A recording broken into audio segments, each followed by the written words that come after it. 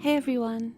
Before we open today's file, please make sure to follow us on Instagram at d.s.radio, where you can find all the images that go along with today's case. You can drop us an email at contact.dsradio@gmail.com. You can find all of our socials in the Linktree bio on our Instagram profile, including links to merch.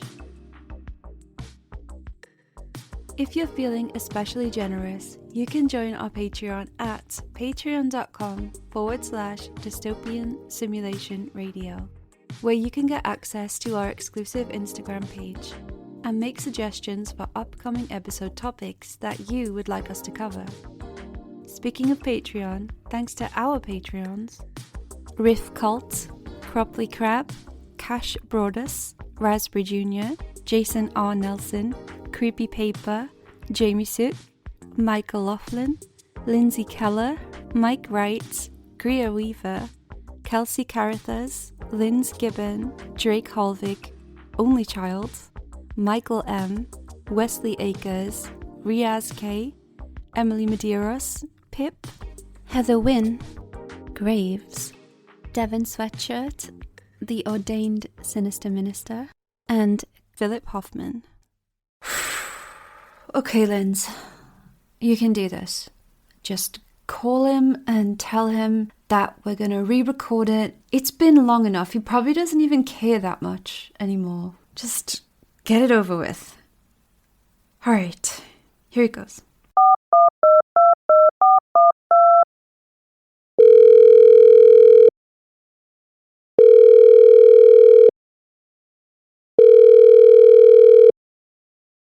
Hey Linz, how's it going? Hey Chris, you alright? Yeah, it's going good. How are you? Yeah, I can't complain. Having a good day here. What's new with you? Oh, I was just thinking we didn't really call each other that much. We just meet for the podcast. And actually, speaking of the podcast, I wanted to ask you something, but I'm not I'm just gonna go ahead and ask it. Chris, I think it's time that we re-recorded the episode. The episode? Yeah. Do you mean... The episode, the episode? You mean re-record the episode? Okay, well, you don't have to be over the top about it. No. I mean, we've done it 4 times. I'm sure it wasn't 4 times. 4 fucking times! Okay, look, but people know that Bob's Balls wasn't the first episode. There's even, a review. There's a review that says... Don't speak ill of Bob's Balls. I know, but Chris, there's actually reviews saying, this obviously isn't the first episode, or I wonder what the first episode is. People know that it's not the first episode. We should just re-record the episode, the episode. It's easy for you to say. You don't wake up at night, chills and stress boners about it. I know it was hard for you, but come on, really? Really? It's been enough time. How long? Has it been a year, Chris? It's been a year. It hasn't been a year. It's been almost a year. You've got to be over it. You've got to be over it by now. I can't do it, Lindsay. I can't do it. It's not that bad. It is. Oh, Chris, don't cry. For fuck's sakes. Listen, we're gonna record it. Broad at the shoulders, thin at the waist. I can't do it. Chris, don't say that. I just... Come on, you're a grown man. Stop crying. We can do this. Just one more time. Right, fine. One more shot. Fine. We'll do it. Yes. I swear. Okay. I swear, right? What? I swear. If this recording goes wrong, right? If it's potato quality, or it's lost, or it somehow is interfered with by Martians, right? I swear, I'm gonna find that guy, that Bokor, that turned Claveus Narcisse into a zombie, and I am gonna fucking set him on you. Jeez, all right, we'll make it work. We'll see you next week. See you next week. All right, bye. Bye.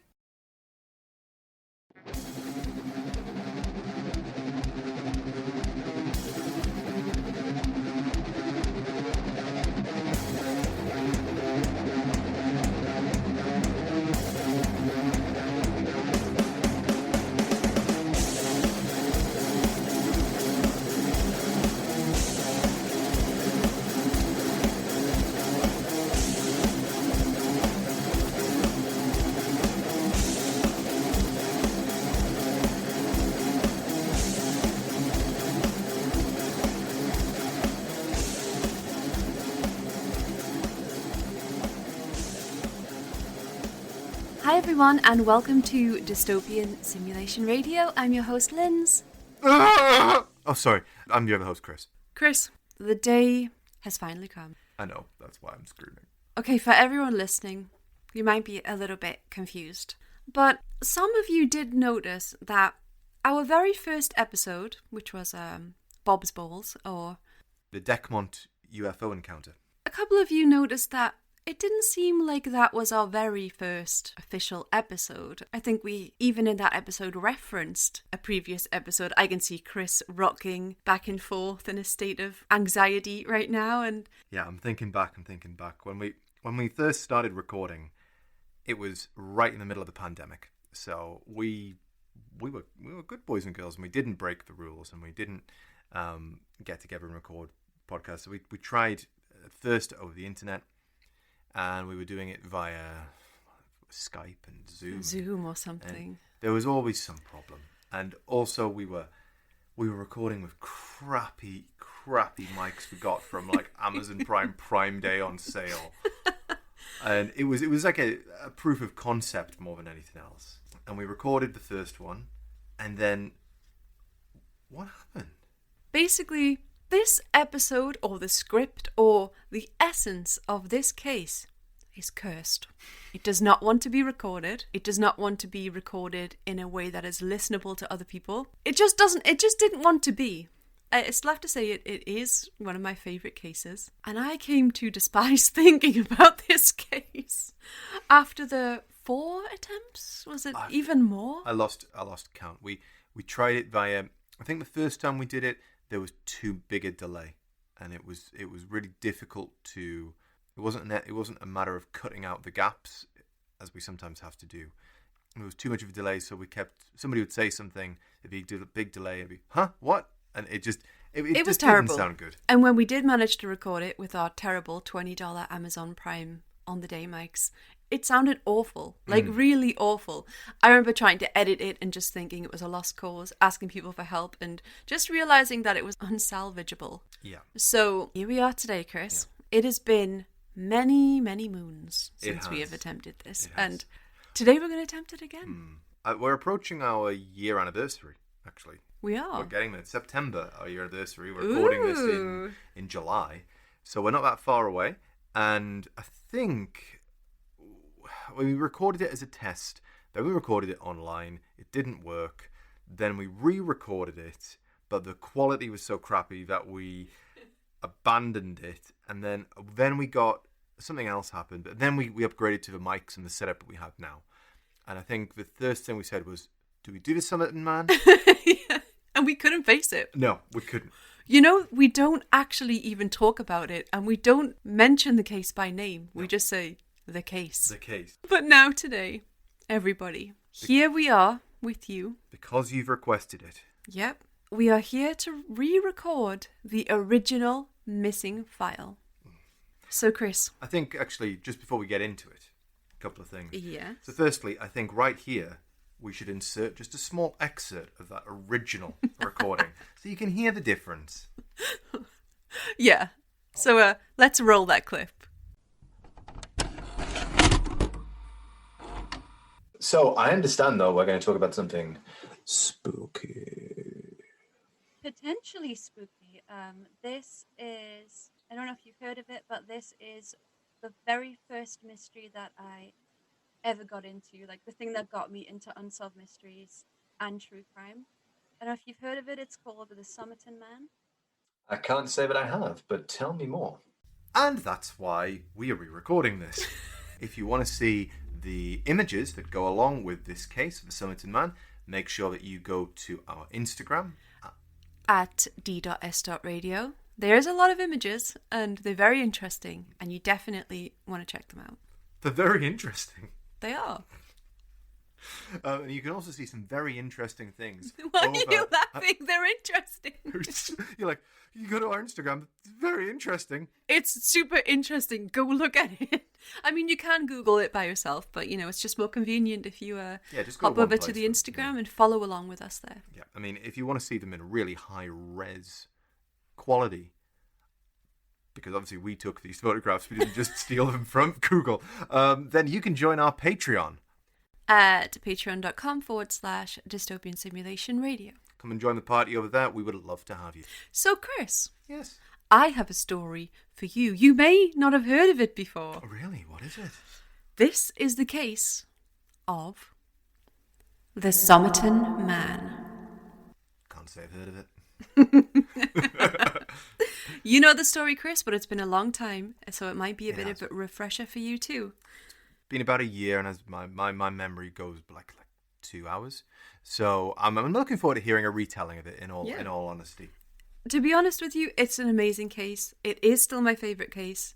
And I think everyone out there will find it interesting, especially if you have not heard of this case already, because it's quite big. You are in for a treat. So, at around 6:30 a.m. on December 1st, 1948, 2 trainee jockeys found the body of a man on a beach in Glenelg, Adelaide, Australia. The man was dressed in a shirt, tie and dress trousers. He had an unlit cigarette which had fallen to the right side of his collar, and he was slumped against a wall in a reclined lounging position with his legs crossed at the ankles. After the discovery of the body, multiple people who had seen the man the night before gave their accounts to police. At 7 p.m. on November 31st, 2 witnesses, a couple, had seen the man alive, raising or extending one of his arms. Later, sometime between 7 p.m. to 8 p.m., another set of witnesses noticed the man lying against the wall, but assumed he was drunk or sleeping, as he wasn't moving much and seemed unbothered by the feeding frenzy a cloud of mosquitoes were having on him. They believe they saw him shift at one point, but they're unclear whether he was dead or alive. The female commented that he looked dead, but her partner brushed it off and said that he just looked drunk. The man that they saw had the same appearance and was in the same location and position as the man they found dead the very next morning. So it's assumed to be one and the same. So Chris, if you could take a look at this black and white photograph, you'll see an X marking the spot where this man was found. So if you could describe it to the listeners, please. Okay, so I said this is a black and white photograph of a pier, really sort of a boardwalk more than a pier, really. And at the top level, you've got some buildings. There's a fence, and then there's in the centre of the fence there is a set of stairs leading down, a 2-tiered set of stairs down onto the beach. The very bottom of the stairs has a concrete sort of embankment against it, and that's where the X is, where the Somerton man was found. So he was found on the beach itself, so there's sand beneath him against this concrete embankment. And what you can sort of glean from here is it's quite a difficult spot to see from the top. You would have to spot this guy from beach side. You wouldn't have been able to see him from the top side. On the top, looks like it could potentially be a busy place. There's a car up there that you can see. There's a couple of buildings. So it may have been the case that somebody wandered down these stairs from that location, and that's how they ended up here. But that's just pure speculation. Yep, so as you said, the largest building is a children's hospital. There's a set of stairs leading down to the beach, and then the Somerton man was found against the beach wall. So just a short walk down some steps. So at a glance, there was no sign of foul play, no sign of a struggle, and the body was removed and presumably refrigerated. What the local police believe would be a simple case of someone coming along to identify a relative or loved one turned into one of the biggest unsolved mysteries in Australian history. So his body was in very good condition, completely recognisable as he had been found within 24 hours of dying. If we take into account the witness statements from the night before, he was thought to be alive at around 7 p.m, so he had been dead no longer than 13 hours or so by the time he was found. Later, the coroner would estimate that he'd likely died around 2 a.m. on the 1st. So after a few hours, there was obviously no visual signs of decomposition. He was very fresh. They took his fingerprints and dentals, various samples, and pretty much everything you need to identify a person. People came to look at the body, but no one recognised him. Nobody knew who he was, and it wasn't for lack of trying. He was given the placeholder name, the Somerton Man, as he was found in Somerton. The Somerton man was Caucasian, with fair or reddish hair that was naturally greying, and he had a clean-shaven face.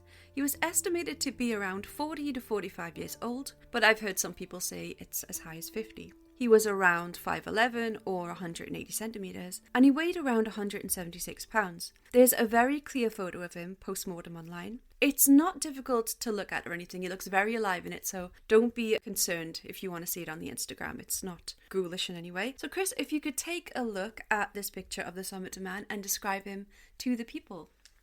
So, we've got one image with two photographs in it here. One is a sort of bird's eye view of him, if you will, and the other is a Side profile. Side profile. There, thank you.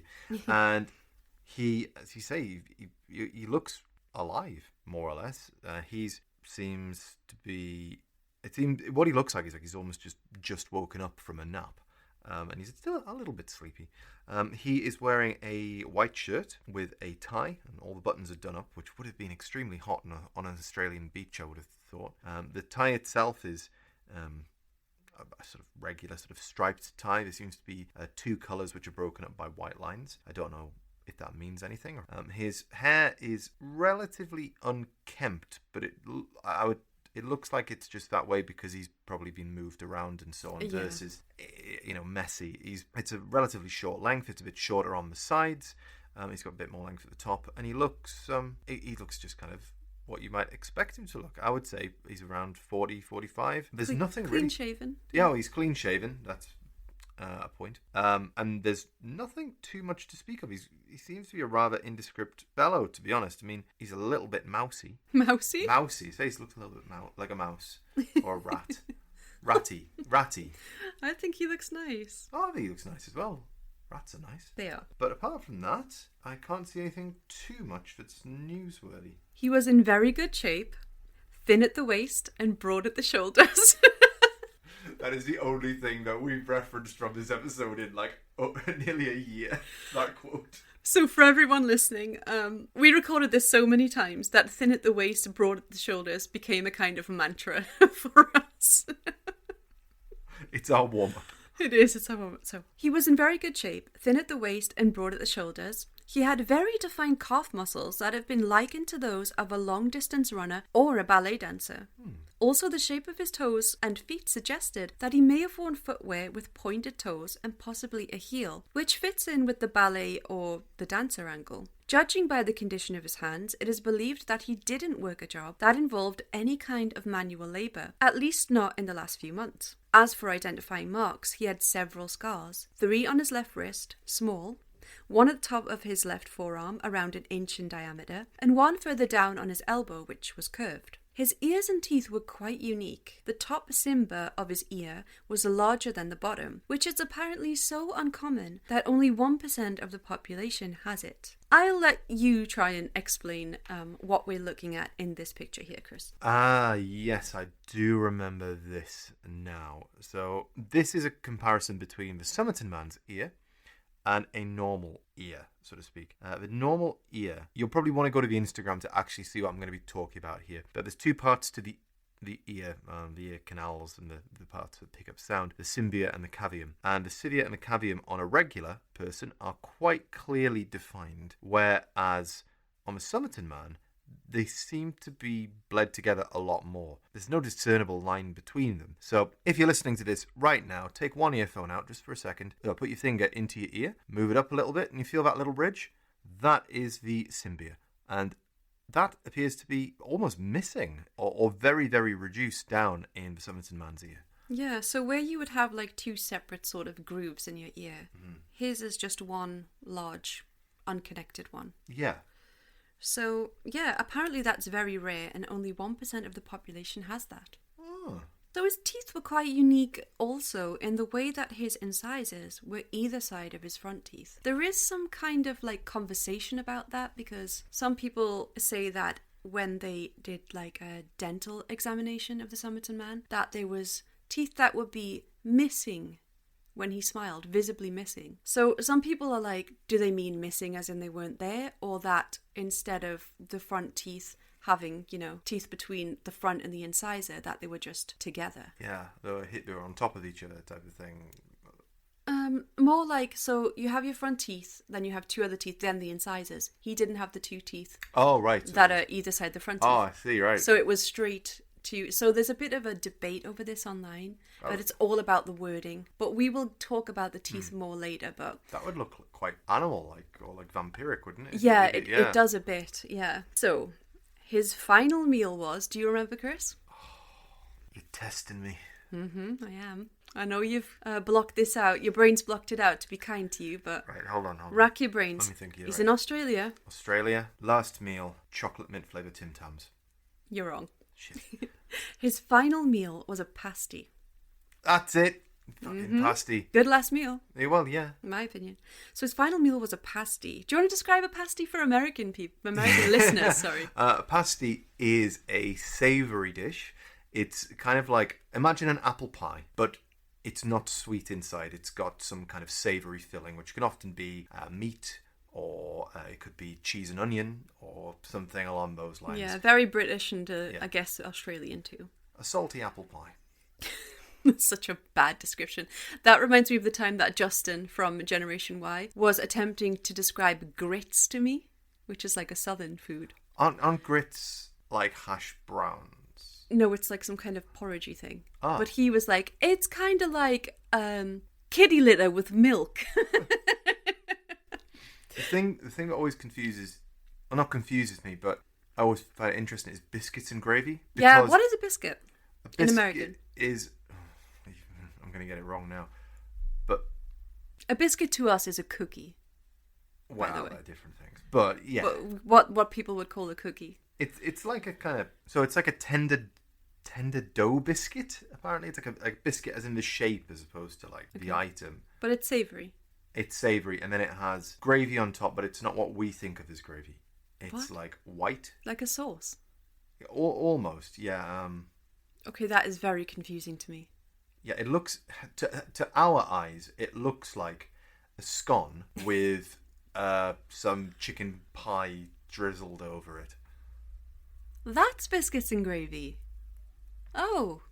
Biscuits and gravy to my British ear sounds like dog food. Yeah, imagine if you're American and you're listening to this and you're thinking, what are these two talking about?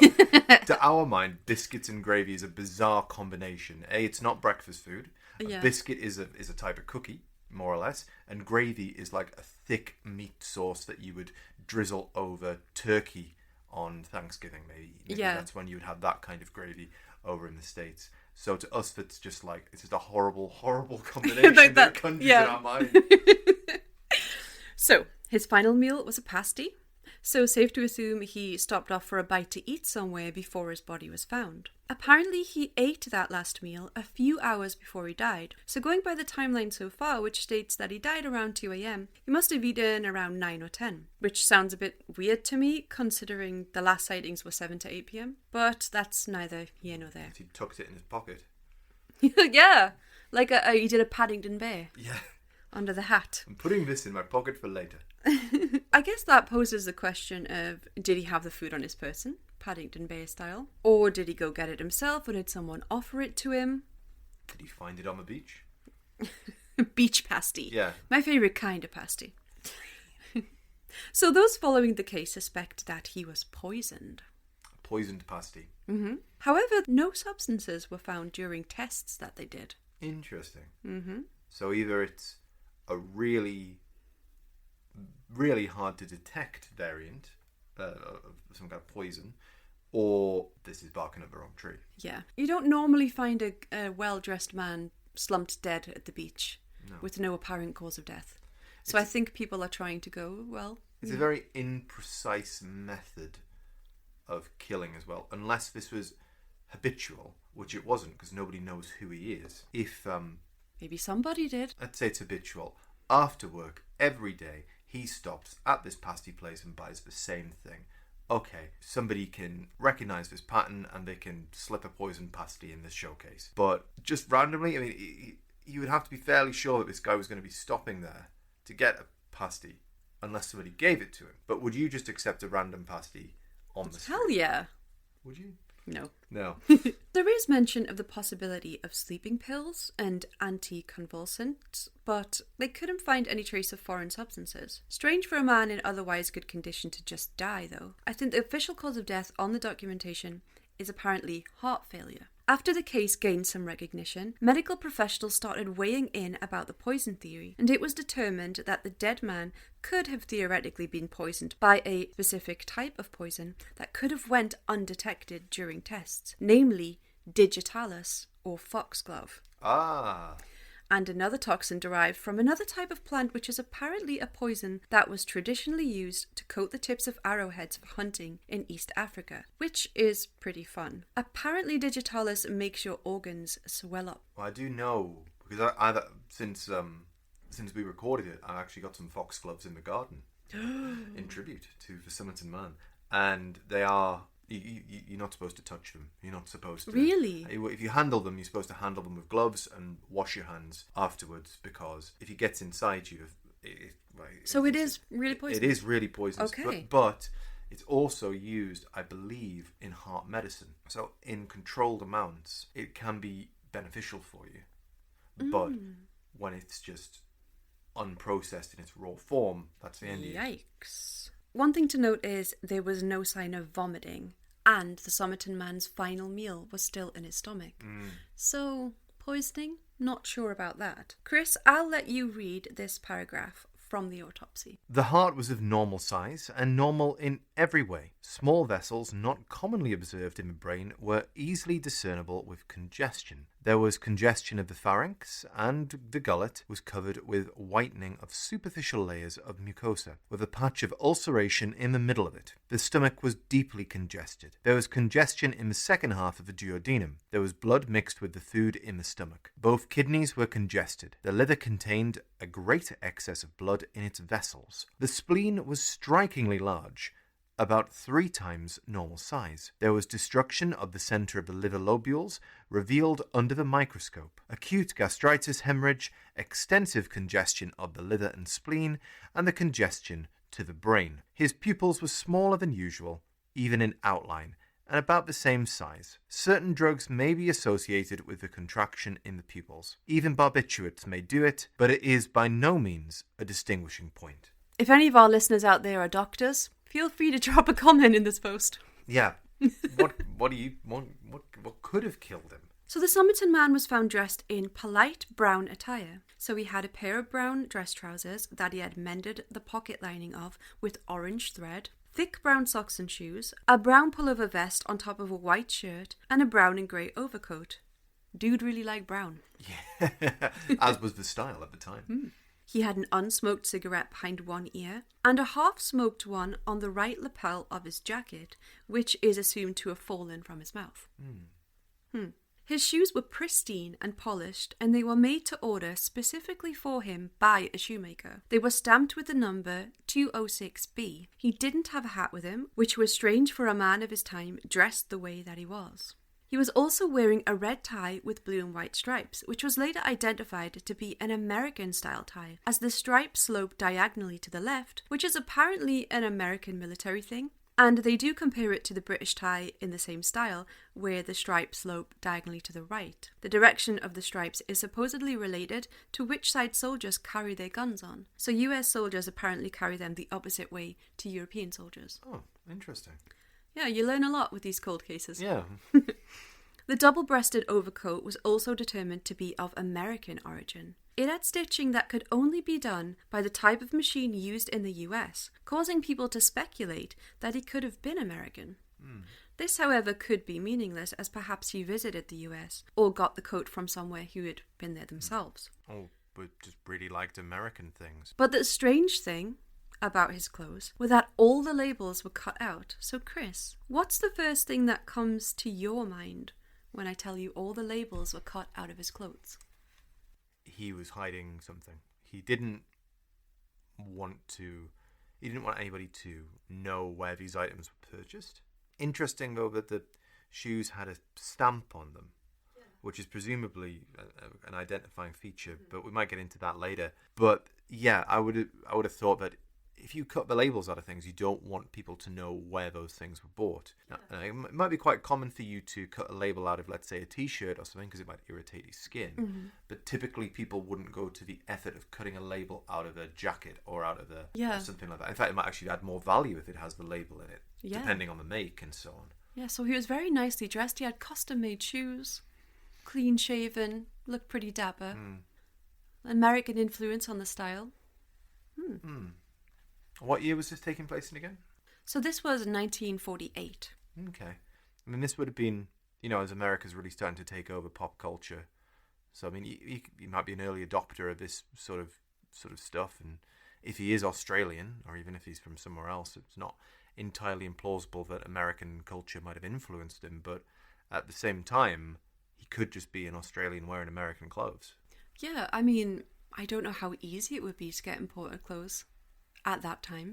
Maybe his business was working in imported clothes. Yeah, you never know. So when people heard this, their imaginations ran wild with ideas that this man could be a Russian spy.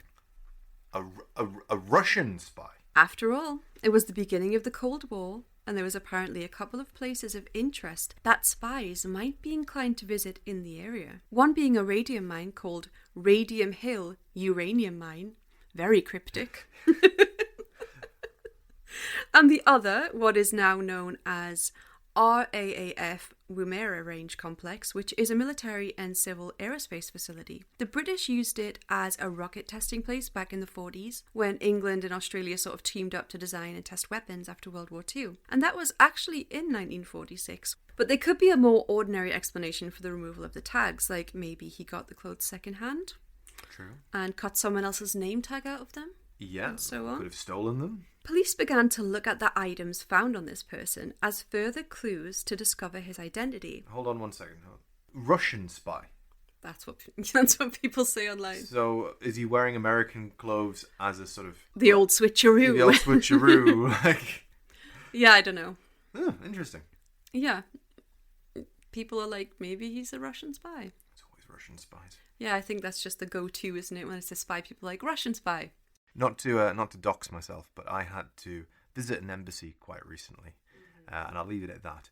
But opposite the embassy that I was visiting, there was the Russian embassy, which was quite interesting to note had barricades across it and a police presence sitting opposite it the whole time. Well, probably now with the heightened... Well, I was going to say, presumably to stop anybody doing anything to it. Yeah. But yeah, just of note. So police began to look at the items found on his person as further clues to discover his identity. So in the pockets of his jacket, they found 2 combs, one made from plastic and one made from aluminium, made in the US. Okay. They found some Kensita cigarettes in an Army Club package, a half-empty box of matches, Bryant and May brand, a half-empty packet of chewing gum, Juicy Fruit, if you're interested, a used bus ticket to the beach from a location just under 2 miles from where he was found, and most interestingly, an unused train ticket from the city, Adelaide, to Henley Beach. He had no wallet and no ID on his person. The police followed the clues and decided to go to Adelaide train station to ask the staff if they remember seeing this bloke, and they find the Somerton man's briefcase in a coat room. Oh. Right.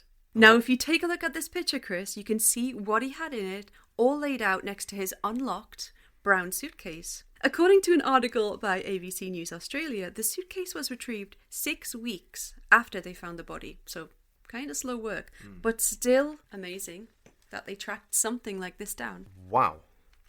That is a lot of dildos. Chris! No, so we have here a old style of suitcase here, and by that I mean it's a hard case, it's a sort of trunk, there's locks on it, and as you mentioned, it's brown in colour. There seems to be various items that have been strewn out in front of it. So there seems to be a brown case. This is a very old style of suitcase, which means the sort of trunk, almost like a briefcase style. No wheels on it like you might have today, and there's a couple of locks on it, and as well there is a tag which is A48605, and there's a couple of other hidden tags as well. I'm not sure if that is the tag of the cloakroom to identify the item, or if that's a police tag. There's then items strewn out in front of it. There seems to be maybe a shoehorn here. There is some boot polish, a Kiwi brand. There are various different bits of thread. I can see a toothbrush and some toothpaste. There seems to be some boot polishing equipment, at least one pair of scissors, if not two, a pencil, a spoon, and some unidentified small objects, and that might be an ashtray as well. Yeah, so all nature of things to keep himself dapper and... Yeah. You know, this is the suitcase of a man who... cares. Yeah, and safe to say, he's obviously doing a little bit of travelling if he's taking that kind of stuff. For more than a few days, at least. Yeah, he seems to have equipment for the road here. Yeah, and there's another picture here, Chris, of some tools. Yes, so he also had some tools here with him, which there's definitely a pair of scissors here.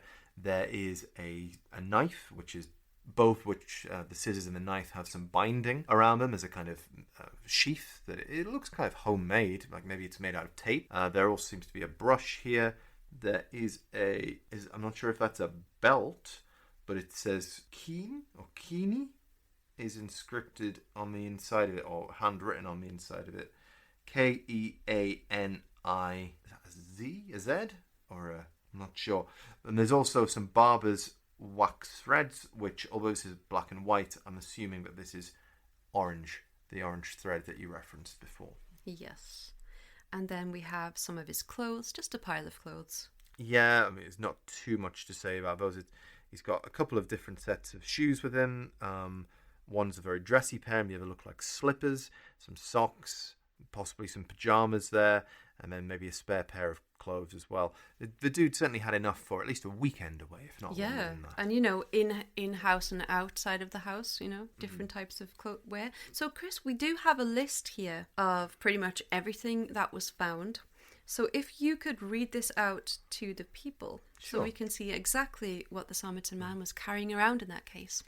So, yes, so what's in your bag, Angelos? Well, 4 pairs of underwear, a pair of red slippers, size 7, a red dressing gown, a shaving kit, a pair of light brown trousers with the remnants of sand in the upturned cuffs, a coat manufactured in the US, the same orange thread that he'd used to fix his pocket when he died. The thread was made by British luxury and lifestyle brand Barbour and was notably unavailable to purchase in Australia. There was a pair of sharp scissors, pencils and stationery for letter writing, a square of zinc, a brush for stenciling, which was specifically used by deck members on merchant ships, a regular table knife that had been fashioned into a small sharp tool, and an electrician's screwdriver.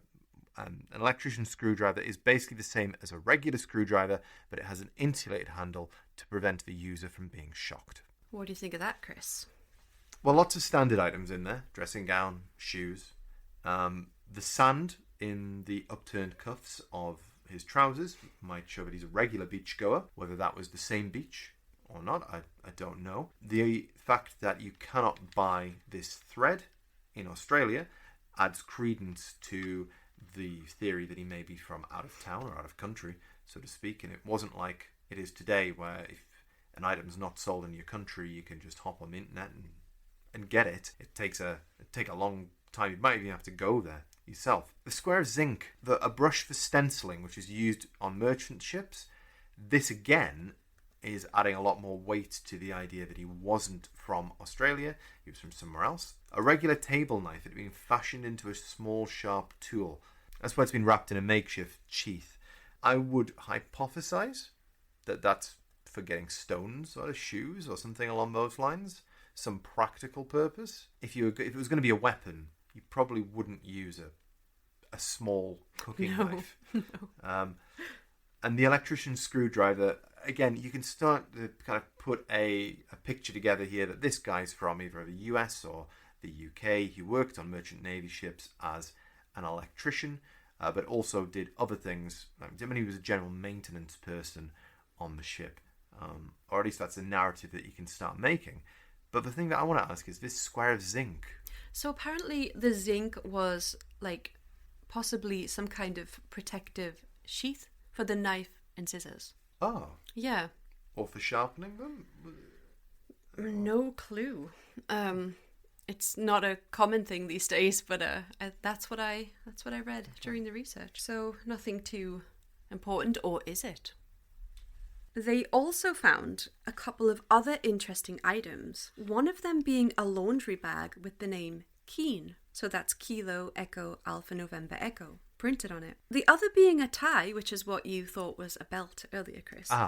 With the name T Keen printed on it. There was also a vest with the same name Keen, however on this item it was spelled without the E at the end. There were some dry cleaning marks too, 1171/7, 4393/7 and 3053/7. Supposedly, these dry cleaning marks are the type used in the UK.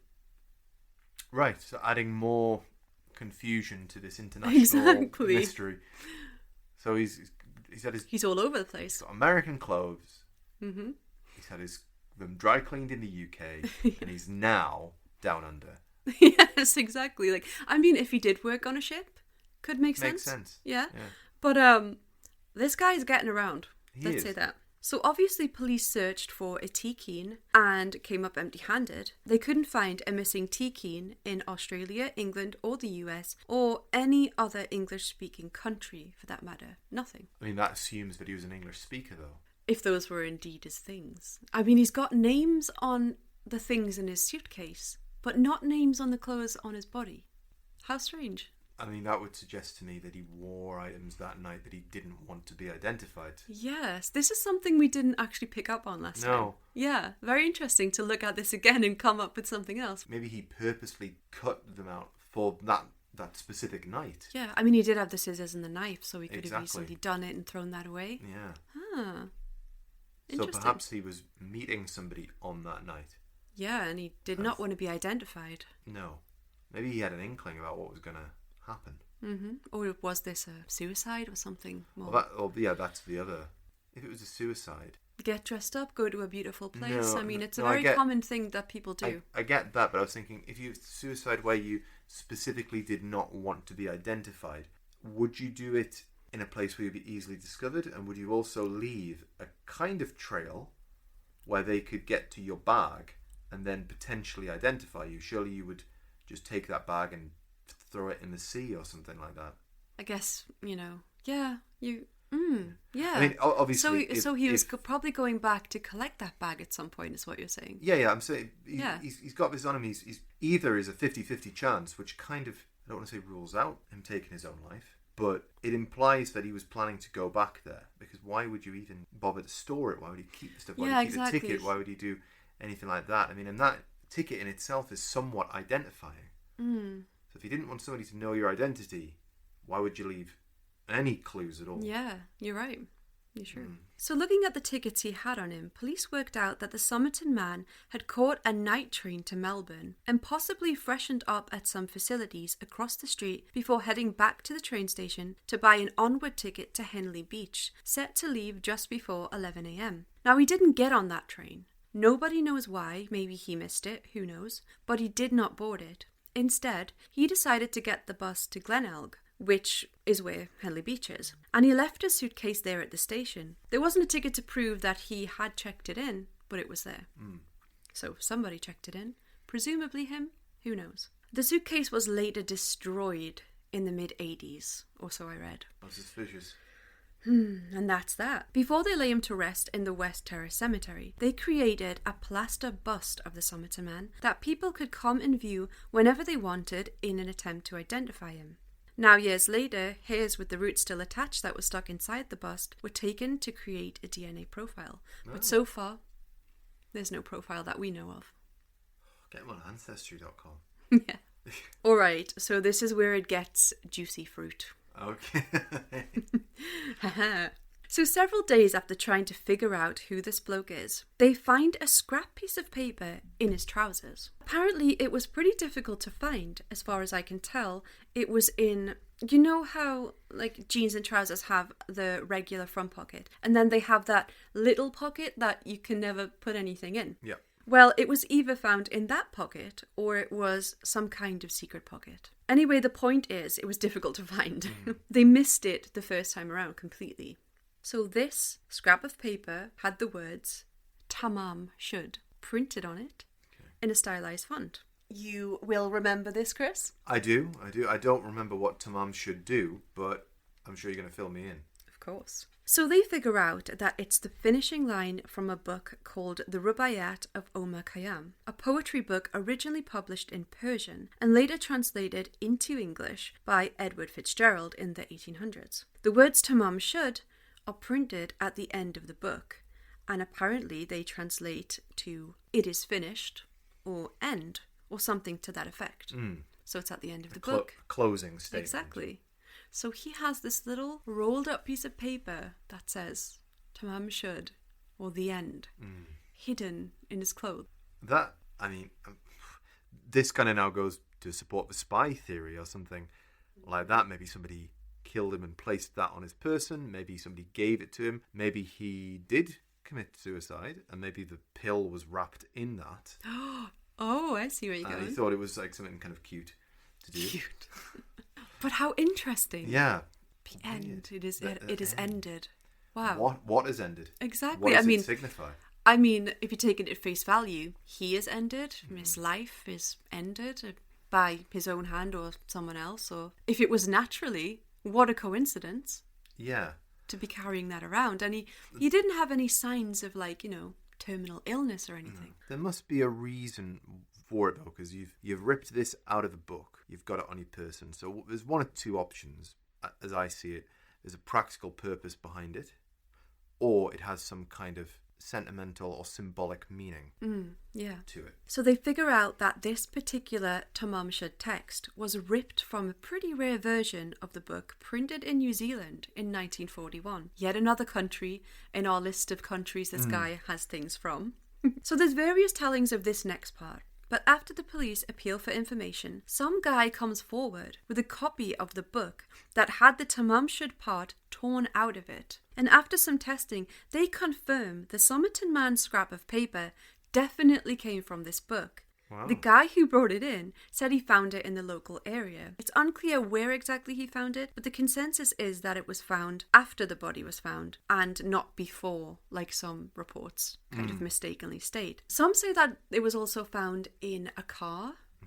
If you think back to the picture, there's a set of stairs going up to the children's hospital. Yeah. Some people say that it was found in a car and it was just thrown in this sort of had the top down and it was thrown in. Okay. Or the window open and it was thrown in there and found. It's an interesting thing to do, because a random book, you're like, oh, I'll pick this up.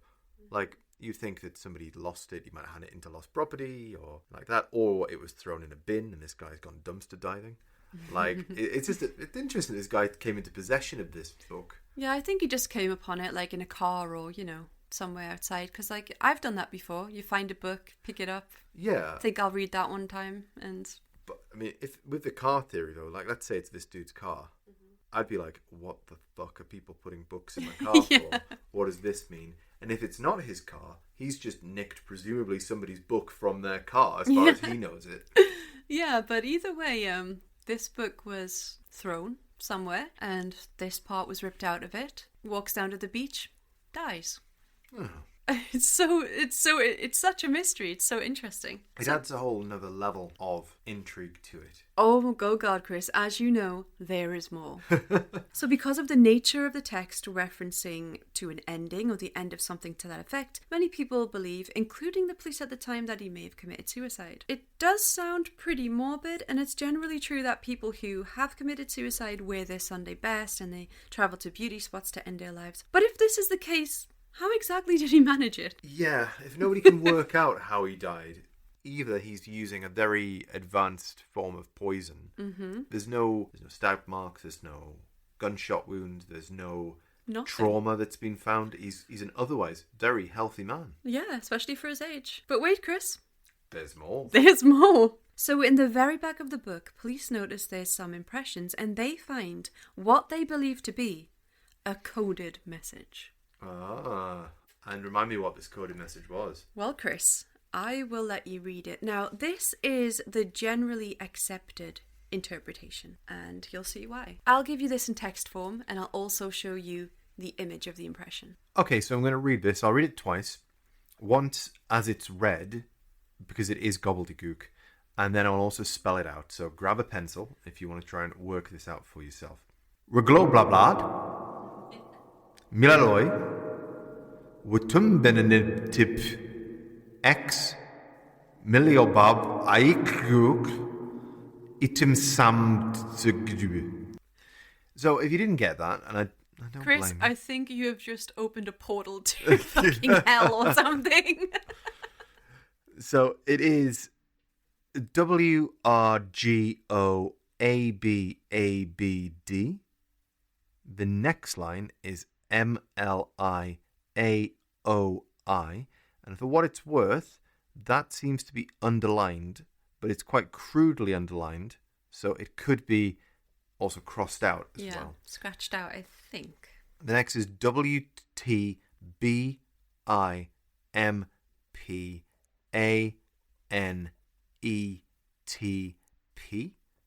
The next line just has X, although that seems to be crossed out.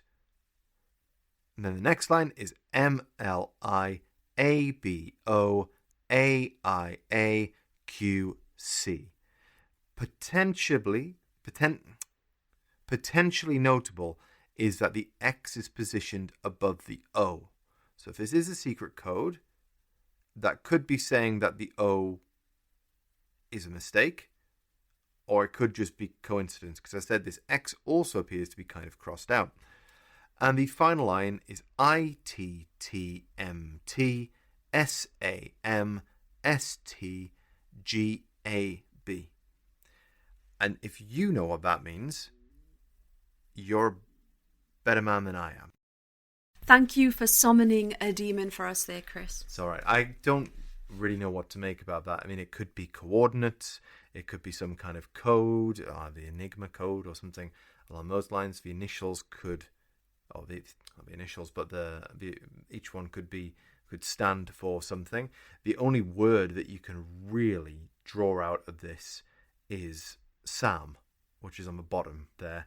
But it's amongst other gibberish, so it may not actually be Sam. Could be Uncle Sam. Could be Uncle Sam. Could be son of Sam.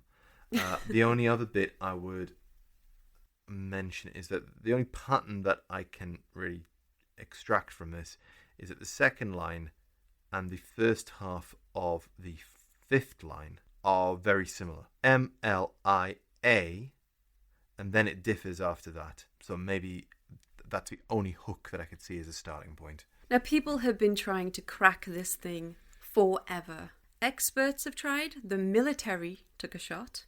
Amateurs have chewed on it. You name it, they've tried it. Nothing. Nada. However, in the mid-2000s, there was a pretty interesting acronym-style attempt to work out the bottom line.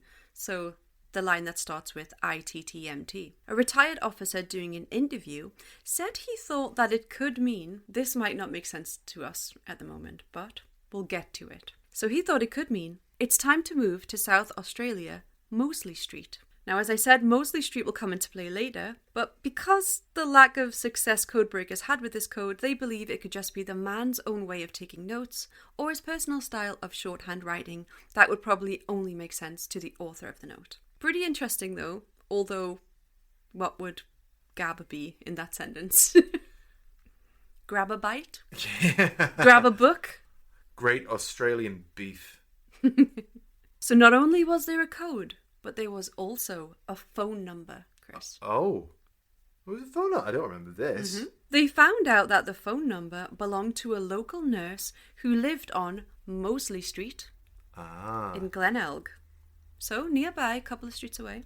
Although she went by several aliases, her name was Jo Thompson, but she's also known as Jessica Thompson in reports on the case. People often refer to her as Jessica or Jo in the context of this story. So this lady, it turned out, lived just a 15-minute drive from Henley Beach. She was interviewed and said she knew nothing about it. Oh, that's anticlimactic. She said, Chris. She said she didn't know who the guy was or why he was in Glenelg and so on. Didn't know him, never met him, leave me alone type of deal. She wanted nothing to do with the case. She didn't want to be on any records. She didn't want to know. She was taken to look at the bust they made, the cast they made from the Somerton man's head and up their torso. And apparently she looked at it only one time before quickly turning away and telling investigators that she had no idea who he was. She straight up refused to look at it again. And most reports state that she looked as if she was about to pass out. Sounds like she's protesting a little bit too much. Yep. I don't want to be on any reports. I don't want to be on this police record. I don't want to be on anything. I don't know him. And almost passes out when she sees this bust of the guy. Sounds like she's hiding something, but what would a nurse have to hide? The story goes that she had a kid who was 1 year old or so, and he had strikingly similar features to the Somerton man, specifically the ears and teeth. Oh. Remember how rare that Simba was? Simba. She, like many others at the time, had owned a copy of the Rubaiyat. Apparently, it was a pretty popular book at the time, but she told police that she had passed it on to a lieutenant in the Royal Australian Engineers named Alf Boxhall back in 1945, when she was a nurse in World War II. According to her, the two corresponded once more after meeting, but that was it. It's implied that they had some kind of romantic connection, and people often gave each other copies of the Rubaiyat as a romantic gesture, like it was like a thing. The theme of the book, at least in the tone that Fitzgerald translated it to in English, is about living for the moment and all of that. Police were like, alright, this dead guy is likely Boxhall. That's the end of it. But Boxhall was ruled out as a Somerton man when police tracked him down to find him alive and well. Yep, that eliminates him from this. Yep, and he still owned the copy of the book that Thompson gave him. And there was no... Well, obviously not, because... Yep. No torn pages. Yep. And it was personally inscribed by Jessica, who had written like a stanza on the first page, so they definitely had a thing. Yeah. Jessica said she wrote to Boxhall back in the day to inform him that she had married, and that was the end of that. Boxhall's involvement in the story didn't end there. He was later questioned about his role in the military. He had actually worked in intelligence, and it seems, still working the Somerton man being a spy angle, that people are trying to shoehorn him into the narrative. He was once asked during a TV interview if he and the nurse had any intelligence-related connection to the deceased man, but he shot the question down, basically calling it fantastical and, to quote, melodramatic. So that was that. But just because the unknown man was dead and buried didn't mean that tips and stories stopped rolling in. A woman who worked at a hotel across the street from Adelaide train station came out years later with a story about who she described as a strange English-speaking man occupying one of the hotel rooms. She said the man had a black suitcase with a needle-looking object inside. The Somerton man had no signs that hypodermic needles had been used on him, and this was thoroughly checked for during the autopsy, obviously. Over the years, a professor from the University of Adelaide, Professor Derek Abbott, you know him well, Chris. Oh, I know old Derek. You know him well. He has petitioned for the body to be exhumed so they can get viable DNA samples and enter it into a genealogy database to see if they get any matches. Hundreds of decades-old cold cases have been solved this way in recent times, so it seems like the best shot. Yeah. And we now know that they did exhume him, but it was difficult to get viable DNA, so they're going to have to go via teeth and bones and things like that. So that might take a little while longer. So that's an update in the story since we last reported it. According to a segment, you remember this, Chris, on ABC News Australia, published online a couple of years ago, Abbott is married to the nurse's granddaughter. Oh. That's bringing your work home. And he thinks that she may be the child of Jessica and the Somerton man. So he's really I don't want to into cast this. any aspersions on any relationship, okay? But there is no denying that he is keeping that DNA close. I remember watching this little segment where it's about their love story within this mystery story, and she says something like, well, I've never had a man ask for my DNA on the first date, or something to that effect. You're going to tell it awfully. No, I'm not going there. I'm not going there. Abbott is obsessed with this case. And they now have children together. I mean, good for them. I mean, I'm happy for them if they've got a loving, happy life. But it is a bit of a weird thing to be starting off a relationship like. So, what are you interested in? Walks on the beach, okay, and things. Okay. Me. Well, I'm into searching for who might be actually this body that was found in the beach, just over there, actually. And I have a sneaking suspicion that you might be. So, shall we marry and have children? It is very, very... I mean, it gives a whole new meaning to I like walks on the beach, doesn't it? Well, a little bit. Shall we go to our favourite spot, darling? I like fatal walks on the beach. Walks on the beach. So Professor Abbott is married to Rachel Egan. Oh, That's her name. well, good luck to them. Rachel Egan's mother, Roma, they are very happy, by the way. Oh, that's nice. Rachel Egan's mother, Roma, was married to Robin, who was Jessica Thompson's son. Right. So Roma Egan and Robin Thompson met while touring the US doing ballet. Remember those Somerton man calf muscles we talked about earlier? Right.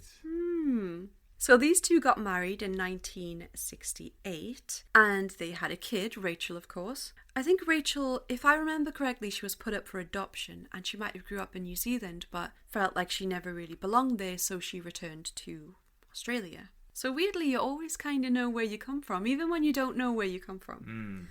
So their theory is that Jessica's son Robin is the child of both Jessica and the Somerton man, which, if true, would make the Somerton man Rachel Egan's granddad. Yes. Yes.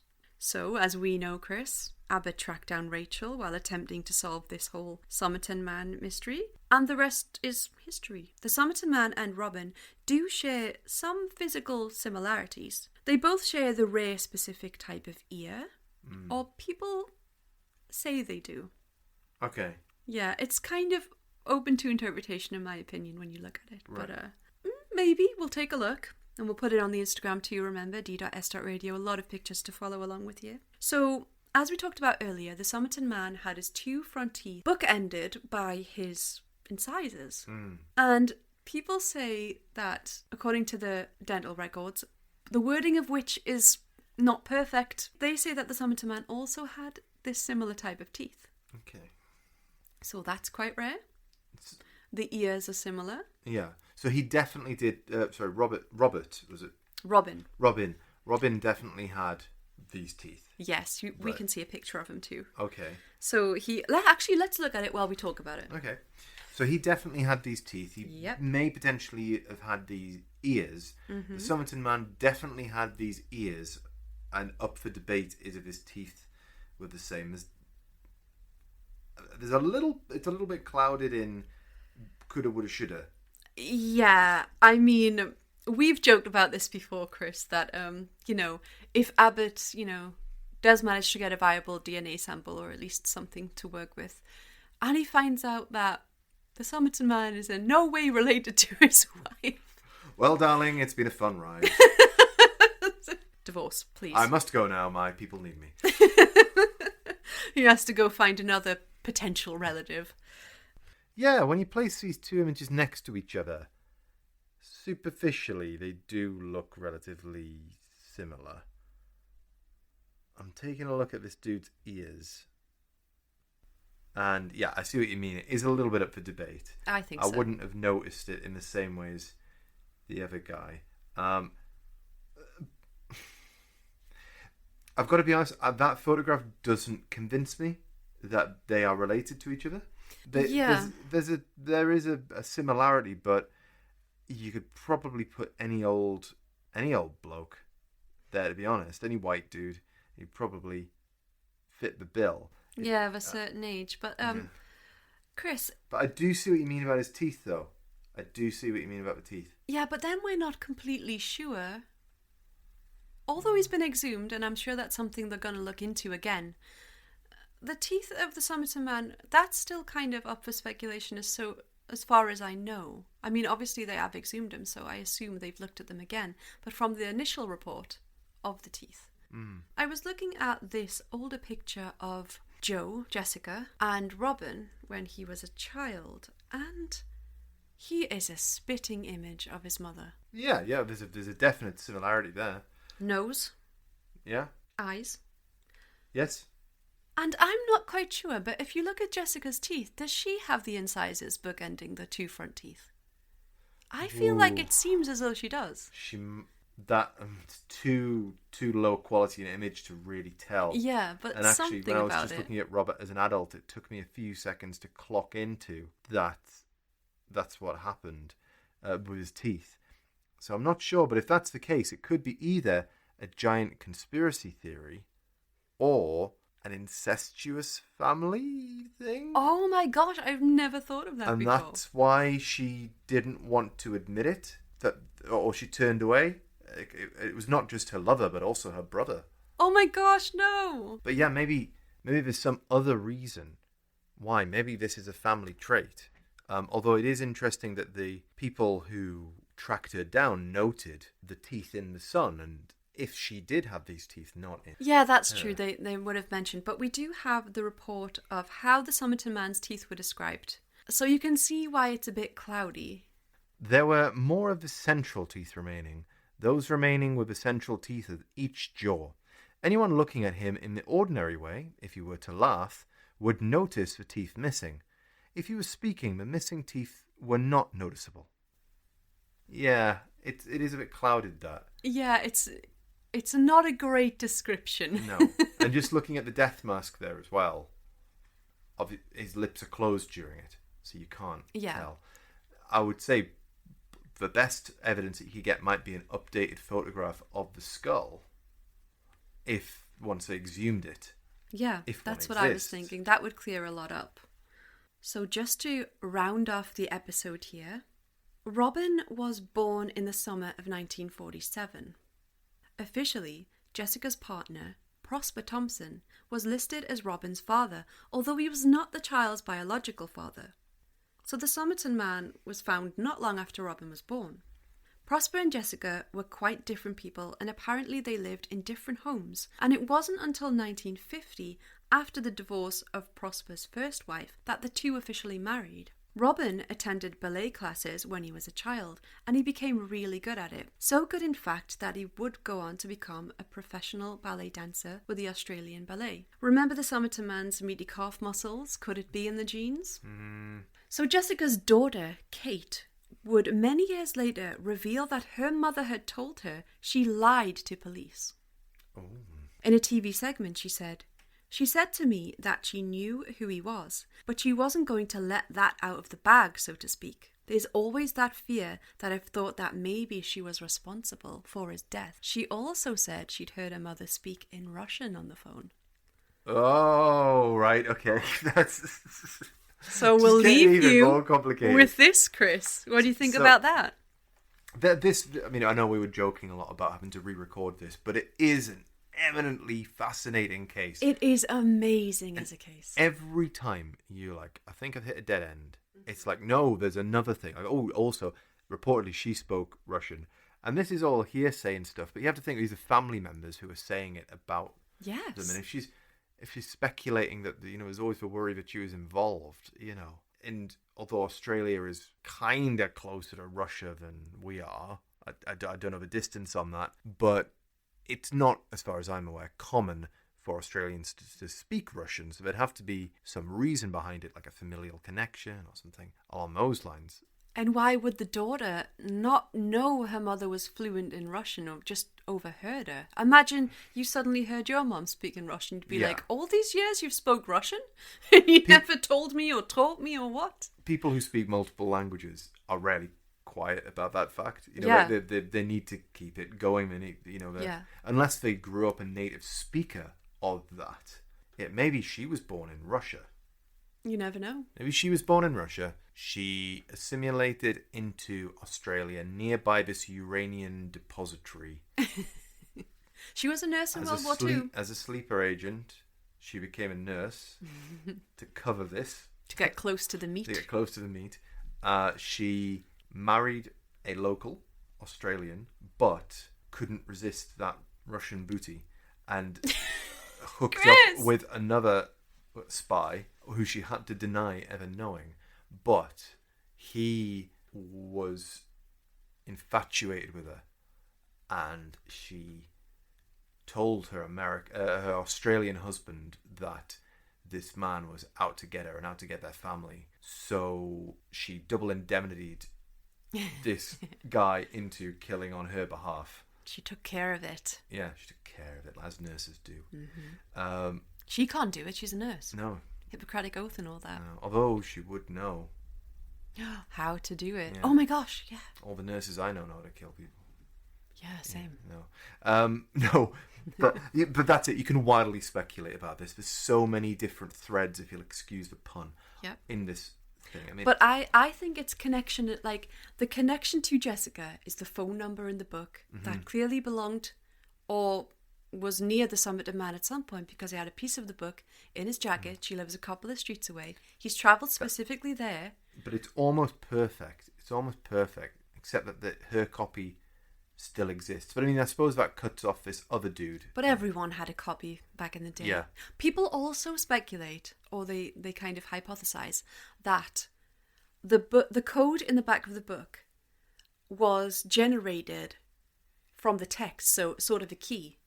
So without that specific copy, you wouldn't be able to work out the code. But they've never been able to work out the code even with the code. You would think, though, if it was that you'd be able to, especially today with computer algorithms and things, run it through and be able to find something based off the text.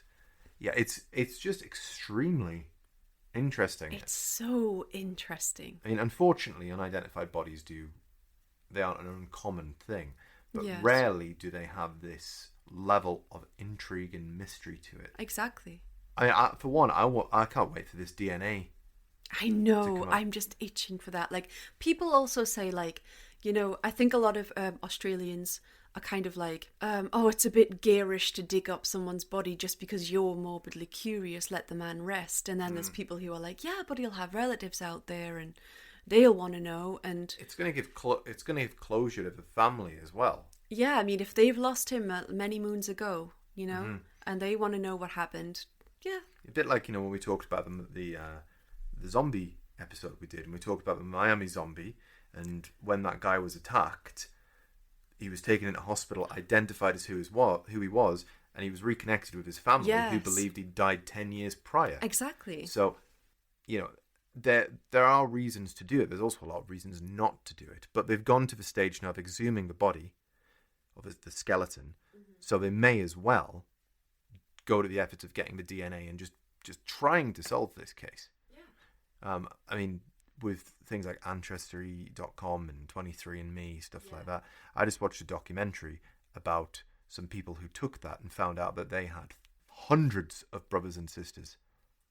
Oh, I think I saw something about that, like a news article, like 70-something but siblings. we'll save that for another time. Oh, I see. We will. We might do. A hint, perhaps? But yeah, so that was the case, everybody, of the Somerton Man. Chris, a round of applause for us. Yay! Don't delete yourself, you silly episode. Oh, Don't! Shit. Don't! This wasn't recording. Shut up. Oh my god, that was kind of good acting. Whew. Thanks everybody for listening.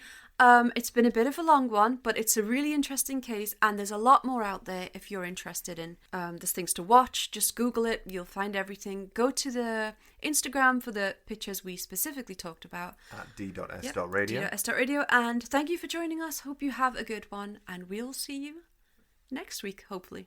We really want to hear your thoughts on this. What do you think? Yes, please. Have you got any thoughts? Have you done any research? Found anything?